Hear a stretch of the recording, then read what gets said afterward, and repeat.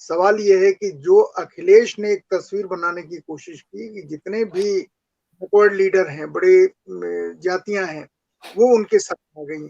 अब यही देखना है कि वो आ गई हैं, और जिस चीज की तरफ सतीश जी और आप शायद आगे ध्यान देंगे, मैं जिक्र कर दूं या याद दिला दूं, उत्तर प्रदेश के चुनाव में दलित समाज का बहुत बड़ा रोल होने वाला है। जी। मायावती कोई रोल प्ले नहीं कर रही है, क्लेम नहीं कर रही है कि वो सरकार बनाएंगे। दलित कोई नेता अखिलेश के साथ गया नहीं है, अखिलेश जी ने उसको अपने साथ जोड़ा नहीं है। ठीक वही बात भारतीय जनता पार्टी की, उनके यहाँ भी दलितों का कोई प्रतिनिधि नहीं है, और एक मनोविज्ञान सामान्य होता है कि लोग वोट उसको देते हैं, उसके साथ जाते हैं जिसके साथ वो आसानी से बातचीत कर सकें।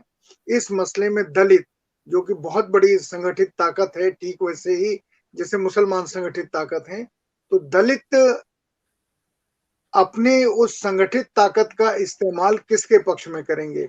अब तक तो ऐसा लगता है, या जो पिछले चुनाव में हुआ भी, कि दलितों ने वोट एक बड़ी संख्या में भारतीय जनता पार्टी को दिया, और मायावती जी ऑन रिकॉर्ड हैं कि अखिलेश को हराने के लिए हम अपना वोट ट्रांसफर कर देंगे भारतीय जनता पार्टी को।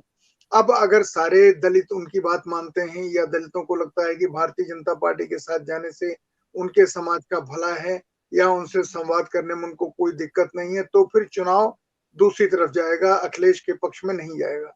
क्योंकि एक बैलेंसिंग पोजीशन उत्तर प्रदेश का दलित समाज हो गया है, मुस्लिम समाज नहीं हुआ है, दलित समाज हुआ है इस चुनाव में। तो वो दलित अगर उनकी तरफ झुक जाता है, या अखिलेश के साथ झुक जाता है, क्योंकि बहुत सारे लोगों का ये भी कहना है, पत्रकार साथियों का, कि इस चुनाव में दलित ने जो सहा है पिछले 5 साल में, उसके लिए कुछ भी नहीं हुआ है, तो वो हो सकता है अखिलेश को वोट दे।